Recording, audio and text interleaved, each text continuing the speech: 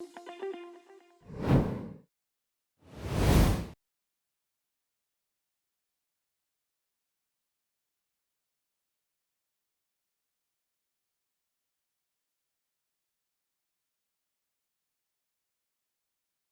ya Mitume 20 mstari wa 17 mpaka 38.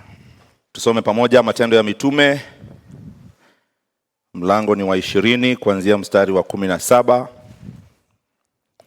mpaka 38. Toka Mileto Paulo akatuma watu kwenda Efeso, akawaita wazee wa kanisa. Walipofika kwake akawaambia, ninyi wenyewe mnajua tangu siku ya kwanza nilipokanyanga hapa Asia, jinsi nilivyokuwa kwenu wakati wote, nikimtumikia Bwana kwa unyenyekevu wote na kwa machozi na kwa majaribu yaliyonipata kwa hila na Wayahudi, ya kuwa sikujiepusha katika kuwatangazia neno lolote lizalo kuwafaa, bali naliwafundisha kwa waziwazi na nyumba kwa nyumba, nikiwashuhudia Wayahudi na Wayunani wamtubie Mungu na kumwamini Bwana wetu Yesu Kristo. Basi sasa angalieni, nashika njia kwenda Yerusalemu, hali nimefungwa rohoni, nisiyajue mambo yatakayonikuta huko. Isipokuwa Roho Mtakatifu mji kwa mji hunishuhudia akisema ya kwamba vifungo na dhiki vyaningoja. Lakini siyahesabu maisha yangu kuwa kitu ya dhamani kwangu, kama kuumaliza mwendo wangu na huduma ile niliyoipokea kwa Bwana Yesu, kuishuhudia habari njema ya neema ya Mungu. Na sasa tazameni, mimi najua ya kuwa nyinyi nyote niliowahubiria ufalme wa Mungu, nikienda huko na huko, hamtaniona uso tena. Kwa hiyo nawashuhudia wote siku hii ya leo ya kuwa mimi sina hatia kwa damu ya mtu awaye yote, kwa maana sikujiepusha na kuwahubiria habari ya kusudi lote la Mungu. Jitunzeni nafsi zenu na lile kundi lote nalo ambalo Roho Mtakatifu amewaweka ninyi kuwa waangalizi ndani yake, mpate kulilisha kanisa lake Mungu alilolinunua kwa damu yake mwenyewe. Najua mimi ya kuwa baada ya kuondoka kwangu, mbwa mwitu wakali wataingia kwenu, wasilihurumie kundi. Tena katika ninyi wenyewe watainuka watu wakisema mapotovu, wawavute hao wanafunzi wa waandame wao. Kwa hiyo kesheni mkikumbuka ya kwamba miaka 3 usiku na mchana sikuacha kumuonya kila mtu kwa machozi. Basi sasa nawaweka katika mikono ya Mungu, na kwa neno la neema yake ambalo laweza kuwajenga na kuwapa urithi pamoja nao wote waliotakaswa. Sikutamani fedha wala dhahabu wala mavazi ya mtu. Ninyi wenyewe mnajua ya kuwa mikono yangu hii imetumika kwa mahitaji yangu na ya wale waliokuwa pamoja nami. Katika mambo yote nimewaonyesha ya kuwa kwa kushika kazi hivi imewapasa kuwasaidia wanyonge na kuyakumbuka maneno ya Bwana Yesu, jinsi alivyosema mwenyewe, ni heri kutoa kuliko kupokea. Alipokwisha kunena haya, akapiga magoti, akaomba pamoja nao wote. Wakalia sana wote, wakamwangukia Paulo shingoni, wakambusubusu, wakihuzunika zaidi kwa sababu ya neno lile alilosema, ya kwamba hawatamuona uso tena, wakimsindikiza hata merikebuni. Tuombe pamoja. Bwana, tuwashukuru kwa sababu ya utajiri ulioko katika neno lako. Na tuomba ya kwamba katika dakika hizi chache ambazo tutaangalia neno lako, ya kwamba Bwana utazungumza nasi, na ya kwamba neno lako litapata nafasi katika mioyo yetu. Tuomba ya kwamba ukazungumza nasi siku hii ya leo, kwa kuwa tuwasikiza. Haya ndio maombi yetu ya imani kwa jina la Yesu Kristo aliye mwamba wokovu wetu, na sote tuseme. Kwa utangulizi tu, sinikupatie dakika moja so that I settle down. Umwambie yule ambaye mmeketi na yeye, utakumbuka Pastor Odu kwa jambo gani? You have a minute.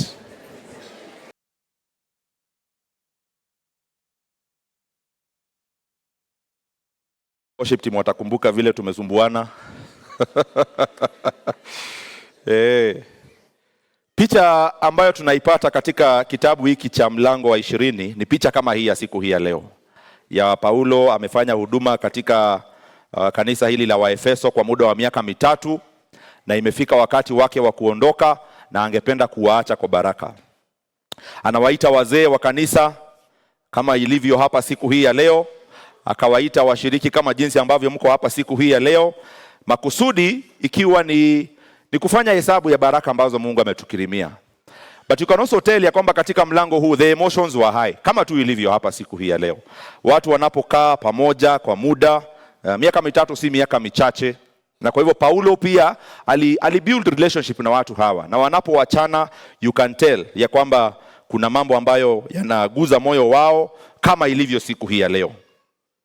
Lakini katika neno hili ningependa tu kutaja mambo manne ambayo ningependa kuwa maneno yangu kwenu kama kanisa siku hii ya leo. Na nimetitle ujumbe wa siku hii ya leo My Final Instructions. Tuambie mwenzako my final instructions. Tumetoka katika jamii ya Waafrika. Na Waafrika tunabeba kwa uzito sana maneno ya mtu ambaye anaondoka, either katika kusafiri, ama mtu ambaye anapumzika, ama mtu ambaye pengine kuna uwezekano ya kwamba hamtaonana na yeye tena. The Great Commission ni mojawapo ya maneno ambayo yamenakiliwa katika Biblia na yanachukuliwa kwa uzito kwa sababu ndiyo yalikuwa maneno yake Yesu Kristo ya mwisho kabla ya kuondoka katika ulimwengu huu. Akasema ya kwamba sote tuhusike katika kuwafanya wengi kuwa wanafunzi wake. Paulo pia maneno haya ambayo anayataja katika kanisa hili la Waefeso, viongozi hawa ambao wamekuwa pamoja na wao, ndio maneno yake ya mwisho. And you can tell, no wonder Luka anayanakili kwa sababu yalikuwa ni maneno ambayo yalijawa ukweli mwingi ambao angependa kanisa hili la Waefeso wakati huu ambao atakuwa akiondoka waweze kutilia mambo haya maanani. Na ili kurahisisha kuwa na urahisi wa kukumbuka haya ambayo Paulo anayasema katika mlango huu ambao nimeusoma, nimeweka zote zianze na herufi S ili iwe rahisi kwetu kukumbuka. So ambie mwenzako jambo la kwanza, serve wholeheartedly. Maneno ya Paulo katika mstari wa 18 hadi mstari wa 21, niruhusu niisome kwa tafsiri ya Kizungu. Mstari wa 18 mpaka mstari wa 21. Anasema hivi Paulo: And when they came to me, he said to them, when they came to him, he said to them, you yourselves know how I lived among you the whole time from the first day that I set foot in Asia, serving the Lord with all humility and with tears and with trials that happened to me through the plots of the Jews. How I did not shrink from declaring to you anything that was profitable, and teaching you in public and from house to house, testifying both to Jews and to Greeks of repentance toward God and of faith in our Lord Jesus Christ. Paulo anakumbuka jinsi ambavyo katika maisha yake ya utumishi, sio kusema ya kwamba mambo yote yalikuwa sawa. Sio kusema ya kwamba kila siku aliposimama kuleta neno lake Mwenyezi Mungu kwa kanisa hili, mambo yote yalikuwa sawa. Lakini hata wakati ambapo he had all the reasons to give up, anasema ya kwamba yeye alijitoa katika maisha ya utumishi. He served wholeheartedly. Wakati ambapo mambo yote yalikuwa sawa, wakati ambapo alikuwa na utajiri wa ulimwengu huu, lakini pia alimtumikia Mwenyezi Mungu hata wakati ambapo walikuwa wanapanga kumuua. Utakumbuka kwamba the Jews walikuwa wanamhesabu kama adui wakati ambapo walikuwa in his formative years katika utumishi. Na walimuona kama adui kwa sababu walikumbuka jinsi ambavyo aliwaua watu na aliwaua na kuwafanya watokomee katika ulimwengu huu kwa sababu tu walimkiri Yesu Kristo. Lakini pia kuna wale ambao pia walikuwa wanataka kumuua kwa sababu walikuwa wanaona injili hii ambao anaifundisha ilikuwa ni injili tofauti.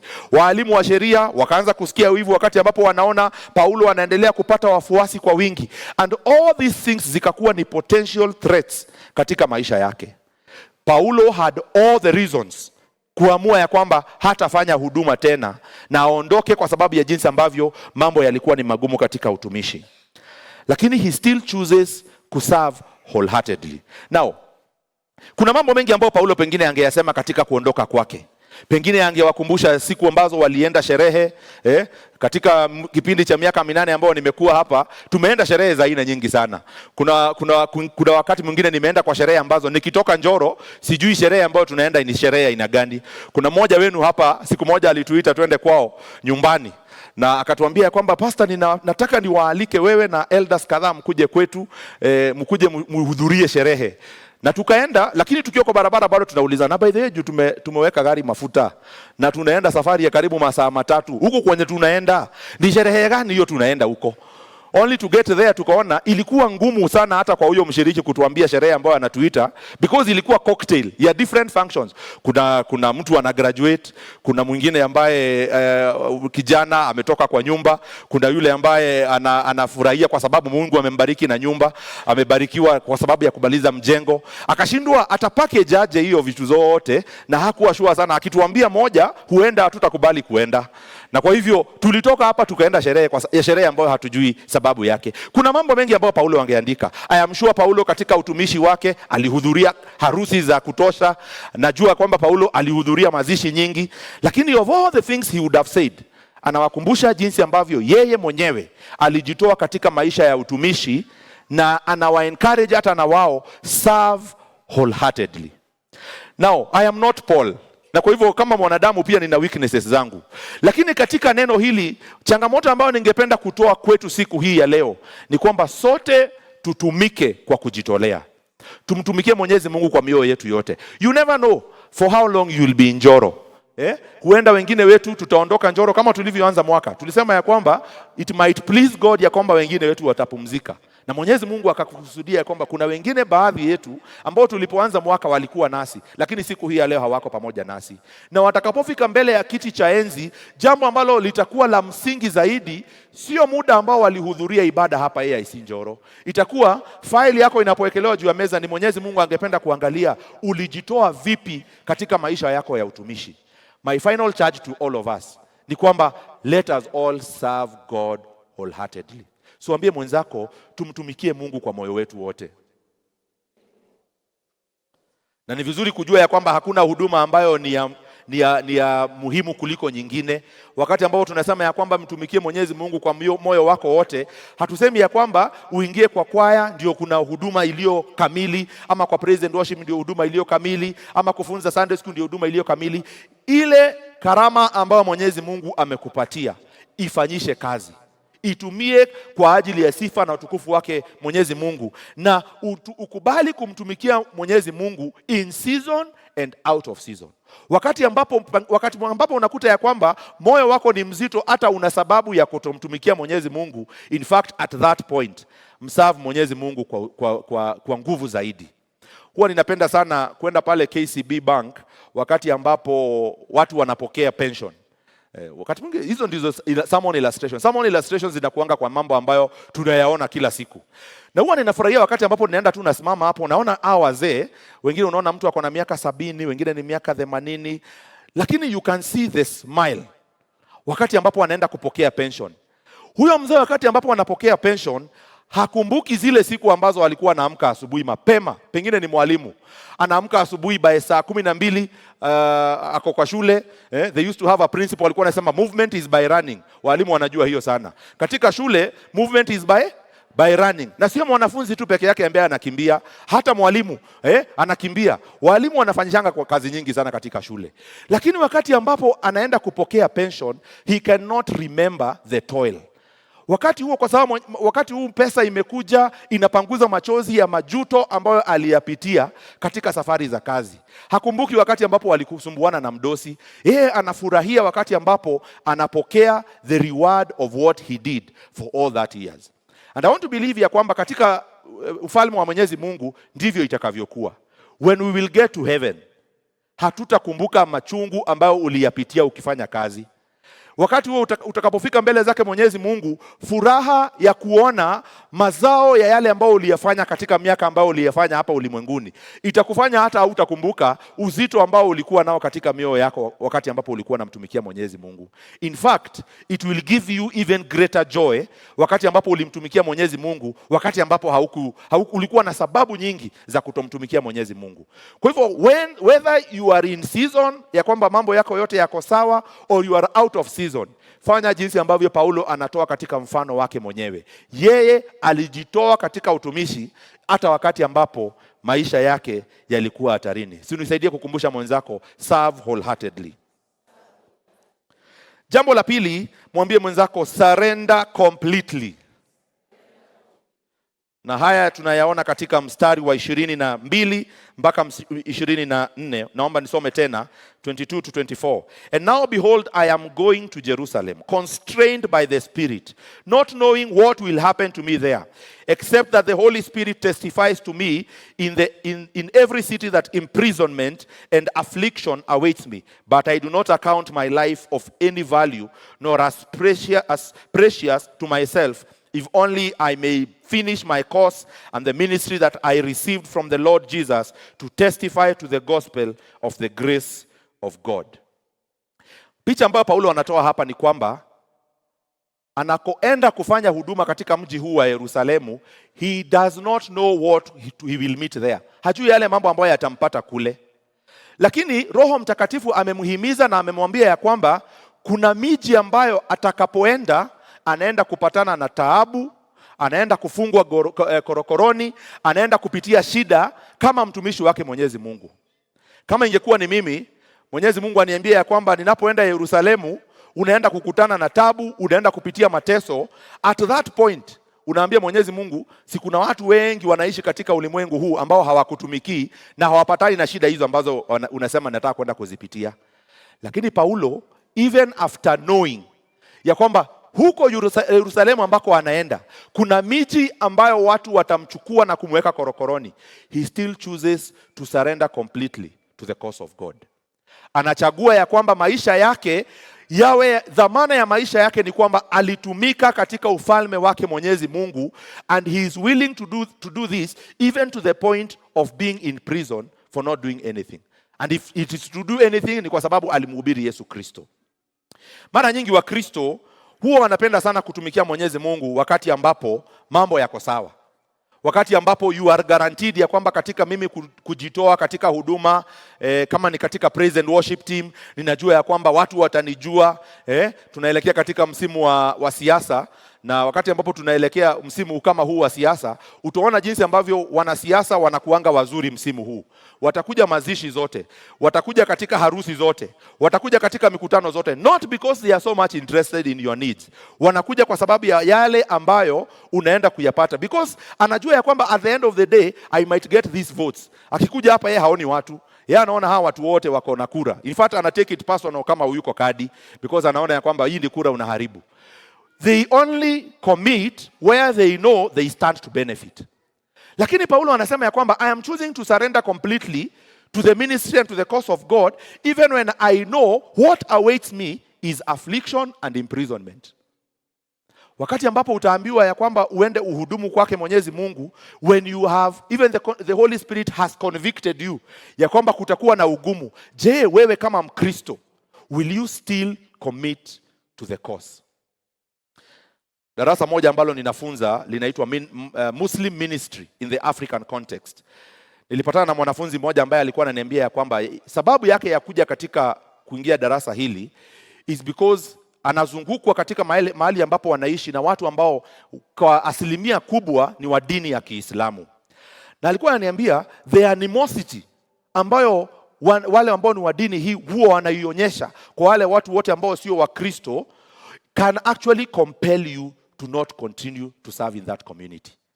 Ya kwamba siku zote wakati ambapo unajaribu kuwafikia kwa huduma, wanamuita kafiri na wanaweza wakafanya lolote lile waweze kumaliza maisha yake. He even got to a point akadecide ya kwamba hata wakati ambapo ni washerehe katika dini hii, wakati wa Eid al-Fitr, anachagua kuambia watoto wake msiende katika nyumba hiyo, because you do not even know kama mtaenda mpewe chakula kule na muage dunia. But yet anachagua kuja darasa kusoma Muslim Ministry in the African Context, sio ili awaelewe tu, lakini ili aweze kufanya huduma katika jamii kama hiyo. He still chooses to surrender to the will of God, hata wakati ambapo anajua maisha yake yako hatarini. Swali langu ni je, sisi ni Wakristo ambao utumishi wetu unakuwa wakati ambapo mambo yako sawa, ama tunajitoa hata wakati ambapo tunajua ya kwamba maisha yetu yako hatarini? Ukumbushe mwenzako, surrender completely. Jambo la tatu, mkumbushe mwenzako, stay alert. Mstari wa 28 na hadi mstari wa 31 inasema hivi, 28 to 31. Pay careful attention to yourselves and to all the flock. Not just to yourself, but hata kwa wale ambao mko pamoja na wao katika kanisa. Pay careful attention to yourself and to all the flock in which the Holy Spirit has made you overseers to care for the church of God, which he obtained with his own blood. I know that after my departure, fierce wolves will come in among you, not sparing the flock. And from among your own selves will arise men speaking twisted things to draw away the disciples after them. Mstari wa 31 inasema, therefore be alert, remembering that for 3 years I did not cease night or day to admonish everyone with tears. Paulo anataka kuwakumbusha hivi ya kwamba sometimes you might think ya kwamba the threat to your service to God iko uko nje, but sometimes the threat is actually in-house. Wakati ambapo unakuta wengine walikuwa wanahubiri injili iliyo kamili, and then all of a sudden they are now preaching twisted things to their own benefit. Karne ambayo tunaishi siku hii ya leo, this is a reality that we see every day. Wakati ambapo utaangalia television yako, in fact when you check the digital stations, utaona ya kwamba 98% ya zile stations ambazo tuko nazo katika runinga zetu ni za makanisa. But 99.9% of these churches don't even preach the true gospel. That tells you ya kwamba every single day there are more people committed to false teaching than there are those who are committed to the true teaching. And unless you stay alert, sisi sote huenda tukafikia kuwa victims wa mambo kama haya. Wakati ambapo tunatumika, we must not serve God without staying alert to what is around us. Wakati ambapo mambo yanafanyika katika mazingira yetu, people who are teaching false doctrine, Paulo anasema ya kwamba anawa describe as wolves. Manake that is the truth, that is who they are. Ni watu ambao watakuja katika kanisa kama hili, na their goal ni kwamba waweze kuwapotoza ili waweze kujitengenezea umati, washiriki, watu ambao watakuwa wanahesabika kama sehemu ya kanisa lao. Mungu awasaidie na atusaidie sote, that in this world where the reality is ya kwamba dini potovu zinaendelea kuinuka. I was telling vijana wetu katika School of Transition, katika one of the topics ambayo tulikuwa tunaangalia was cults and occults. Na tukasema hivi, wakati mwingi wale ambao tunasema ni waalimu potovu, hawakuanza wakiwa waalimu potovu. Walianza watu ambao wanafunza neno lake Mwenyezi Mungu kwa ustadi vizuri sana. Wakajua ya kwamba saikolojia ya mwanadamu is first of all win their trust. They know the ultimate goal. Wataanza kwa kufunza neno lake Mwenyezi Mungu vizuri, and then once they win you over, sasa wanaanza kuintroduce dini potovu. Lakini kwa sababu uliwaamini hapo awali, it becomes very difficult for you to doubt ya kwamba yale ambao wanayafunza ni dini potovu. No wonder Paul anawaambia ya kwamba stay alert. Stay alert ni kama wakati ambapo askari anapatiwa kazi ya kuchunga mahali ambapo kuna hatari. Unajua wakati mwingi tunapeanga askari kazi mahali ambapo hakuna hatari. Kwa hivyo hata yeye unamwambia good night, anakuangalia na anakuambia good night, same to you, because anajua hata yeye wewe ukienda upige blanketi pale, ananyorosha yake hapa, ni good night, a proper good night. Lakini wakati ambapo askari anachunga sehemu ambapo kuna hatari, he cannot afford to sleep. Unakuta taasisi kama zile ambazo zinajua ya kwamba they are prospective for attacks, wanahakisha hata askari hawa wanafanya kazi in shorter shifts, ili by the time wanakaribia kuchoka mwingine amekuja kuhakikisha ya kwamba watu hatari haitaweza kuwapata. That is the picture that comes to our mind wakati ambapo tunaambiwa ya kwamba stay alert.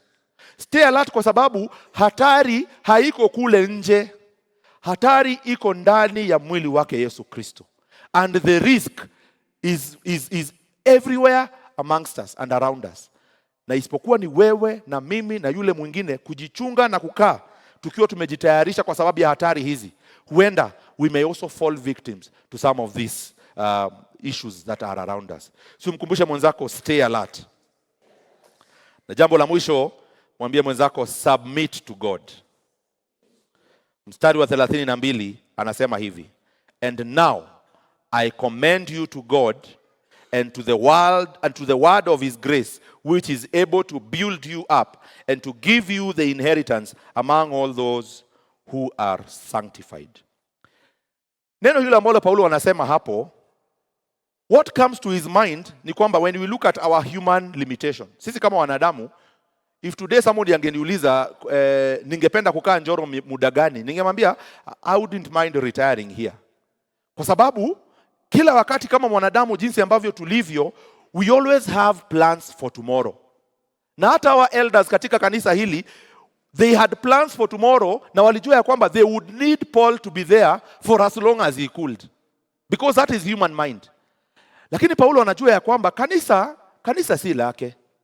Mwenyezi Mungu ana picha kamili ya jinsi ambavyo angependa kanisa likue na lizidi kunawiri. Because if Paul would still continue serving in Ephesus, elders hawa hawangeendelea kukua. Kama Paulo angeendelea kukua katika kanisa hili la Efeso, hatungewahi kuwa na mtu ambaye anaitwa Timotheo, because it is only after Paul left ndio Timotheo akaja na kufanya huduma katika kanisa hilo. In fact, pia Timotheo, a time came and he left. Ndio maana Titus akaja kufanya kazi katika kanisa hili. It is only when he leaves that growth ilionekana katika makanisa haya, and they were able to plant as many churches as possible. Paulo anaangalia, naona it is easy kwa sisi kuangalia our own human goals, zile ndoto ambazo tulikuwa nazo kama kanisa, na kuona ya kwamba would still have needed to do this and that, this is still pending, would have wanted to do this and that. Lakini Paulo anawaambia ya kwamba ultimately, because the church belongs to God, submit to God. No wonder, because anaona ya kwamba kila moja pale ana ndoto tofauti ya yale ambao wangependa kuona in future. What he says is, I commend you to God. I commend you to God. Yani ninawapeana kwake Mwenyezi Mungu, because ultimately it is not my will that serves a church, but the will of God. Na maombi yangu ni kwamba nasi pia, because some of you will also live, if not all of you, ya kwamba we will remember to submit to God katika huduma zetu ambazo tunafanya hapa, and we will serve God at the time ambao Mwenyezi Mungu ameturuhusu kuwa hapa kufanya kazi. We will not always be here for one reason or the other, but as we serve God, we submit to him. Maanake kanisa hili ni lake, si letu. Hili kanisa, niliona mtu mwingine aliniambia kwamba ati vile makanisa yanaendelea kuongezeka na tunaendelea kuona makanisa zikikuja nyingi, siku moja makanisa majina zitaisha. Utaanza kuona Odu and Sons Fellowship Center, because sasa itaanza kukua personal property. Hauna jina ambalo sasa unaweza enda upate license yake ya kurun kanisa. Hata tukidecide leo hii tutaweka jina yako personal kwa jina la kanisa, that organ, the way Mwenyezi Mungu alidesign iweze kufanya kazi, sio lako. Utakuta ya kwamba the way God will work in the hearts of those people in that church, it will never because they are paying their allegiance to you. They will pay allegiance to the owner of the church, na ni Yesu Kristo mwenyewe. Na maombi yangu ni kwamba nasi pia kama kanisa, we will also submit to God, na kuhakikisha ya kwamba katika utumishi wetu katika muda ambao Mwenyezi Mungu ataturuhusu kuwa hapa, that we will give ourselves to the service of God. Si ukumbushe mwenzako, serve wholeheartedly. Si umkumbushe pia, surrender completely. Si umwambie pia, stay alert. Na umwambie pia, submit to God. Tuombe pamoja. Mwenyezi Mungu, tunatambua ya kwamba the reality of our world today is that we have vipers who are eyeing for the church. We have wolves that are looking to destroy your church. But we are grateful because of servants like Paul who served faithfully, and that, Lord, we can be able to learn from them as good examples of what it meant to serve you wholeheartedly, to surrender completely to your will, to stay alert even in the midst of issues that were happening in the church around, and fully submitting to God. And our prayer is that ya kwamba Mwenyezi Mungu utatusaidia ya kwamba nasi pia this will be the reality of our lives. Ya kwamba tutajitoa katika maisha yetu kila siku katika utumishi, na ya kwamba Mwenyezi Mungu tutakutumikia kwa moyo mmoja, and that, Lord, Mwenyezi Mungu, katika muda ambao utaturuhusu kuwa katika maisha chini ya jua, utatusaidia kuweka neno lako kipaumbele, na ya kwamba Bwana utatukuzwa katika utumishi wetu hapa katika nyumba yako. Kwa pamoja nasi Bwana, tuombe ya kwamba neno hili likazidi kufanya kazi ndani ya mioyo yetu, ukizidi kutukumbusha umuhimu wa kutumika katika neno lako na katika utumishi wako kwa muda ambao Mwenyezi Mungu utaturuhusu kuwa hai katika ulimwengu huu. Na haya ndio maombi yetu ya imani kwa jina la Yesu Kristo aliye mwamba wa wokovu wetu, na sote tuseme Mwenyezi Mungu na aweze kuwabariki. Mchungaji.